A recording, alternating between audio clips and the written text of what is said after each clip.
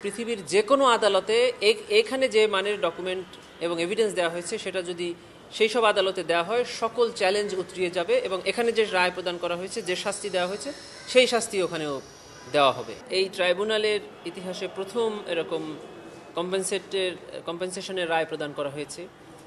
এইটা আসলে আইনে যেটা বলা আছে সেটা হলো ট্রাইব্যুনালের সকল রায় গভর্নমেন্ট এক্সিকিউট করবে। এখন এই রায়ের কপি যখন ডিস্ট্রিক্ট ম্যাজিস্ট্রেটের কাছে যাবেন, ওনারা সিদ্ধান্ত নেবেন যে এর কোন অংশ ওনারা কিভাবে কার্যকর করবে। আমরা যেটা করব সেটা হলো যে দুজন আসামি পলাতক আছে তাদের বিরুদ্ধে একটি গ্রেফতারি পরোয়ানার কপি সহ রেড নোটিশ জারির আবেদন করা আছে আমাদের আগেই। সেটাকে এখন মডিফাই করে গ্রেফতারি পরোয়ানার বদলে একটা কনভিকশন ওয়ারেন্ট, এই কনভিকশন ওয়ারেন্ট বা সাজার পরোয়ানা মূলে আমরা তার বিরুদ্ধে আরেকটি ইন্টারপোলে নোটিশ জারির জন্য আবেদন করব থ্রু ফরেন মিনিস্ট্রি। এটা আমরা করব এবং এটার কাজ অলরেডি আমরা শুরু করেছি। প্রসিকিউশন না, এটা প্রসিকিউশন করবে চিফ প্রসিকিউটর কার্যালয়ের পক্ষ থেকে। এটা ফরেন মিনিস্ট্রিকে পাঠানো হবে, ফরেন মিনিস্ট্রির মাধ্যমে এটা ইন্টারপোলে যাবে। আবেদনটি আমরা করব না, এটা এখনই আমাদের কাজ শুরু হয়ে গেছে। জাজমেন্ট হাতে পেলেই আমরা এটা পাঠিয়ে দিব। চৌধুরী আব্দুল্লাহ মামুনকে 5 বছরের সাজা দেওয়া হয়েছে। আসলে ট্রাইব্যুনাল আইনটা কি? যদি রাজসাক্ষী থাকে সেই আইনটা কি?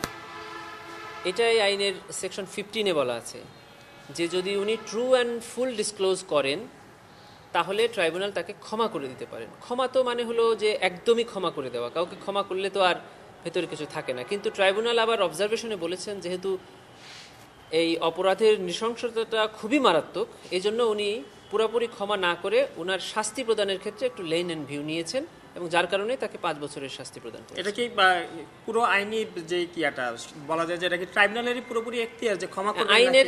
আইনের ভাষাটা এরকমই যে ট্রাইব্যুনাল করতে পারেন, এরকম করা আছে যে করতে পারেন, যেহেতু এটা ট্রাইব্যুনাল এখতিয়ার যে এটা বেশিও করতে পারেন ও আংশিকও করতে পারেন। কালকে এখন জামিনের আবেদন করতে পারেন বা এই অবস্থায় কি কোর্ট জামিন দিতে পারে আইন অনুযায়ী?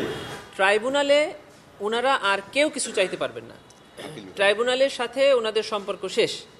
এখন ট্রাইব্যুনালের কাছে ওনারা শুধু এই মামলার সার্টিফাইড কপি চাইতে পারবেন, সাক্ষীর জবানবন্দি সার্টিফাইড কপি চাইতে পারবেন বা যে সকল নথি আছে তাই চাইতে পারবেন।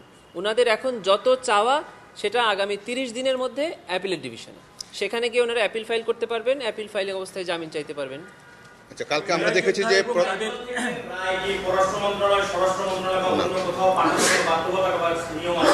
না, এই রায় 3টি জায়গায় যাবে। একটা হলো প্রসিকিউশন অফিস, একটা হলো উপস্থিত আসামির কাছে, আর একটা হলো ডিস্ট্রিক্ট ম্যাজিস্ট্রেটের কাছে। এই 3টি জায়গায় ছাড়া আর কোথাও এই রায় যাবে। আচ্ছা, আরেকটা বিষয় হচ্ছে যে কালকে আমরা দেখেছি যে সাবেক প্রধানমন্ত্রী এই রায় দেওয়ার পরে একটা বিবৃতি দিয়েছেন, বিভিন্ন গণমাধ্যমে সেটা এসেছে যে এই রায়টি রাজনৈতিক উদ্দেশ্য প্রণোদিত প্রহসনের একটি রায় এবং ভিত্তি নয় এবং তিনি আত্মপক্ষ সমর্থনের সুযোগ পায়। আদালতে তারা চ্যালেঞ্জ করবে হাইকোর্টে, এটা কোনো ভিত্তি নাই, এটা হাইকোর্টে আপিল হবে। এই ব্যাপারে প্রসিকিউশনের বক্তব্য হলো যে আমরা ওনার এই বক্তব্যকে স্বাগত জানাই। তার মানে উনি এই রায় এবং এই প্রসিডিং সম্পর্কে জানতেন।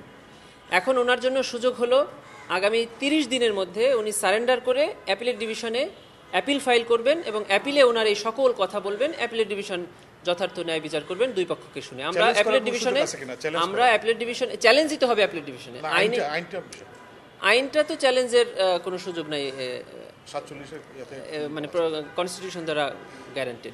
আর এটা তো আইন সুযোগের যাবেন কেন? ওনার বিরুদ্ধে যে জাজমেন্টটা দেওয়া হয়েছে সেটা এখনো 29 দিন সময় আছে।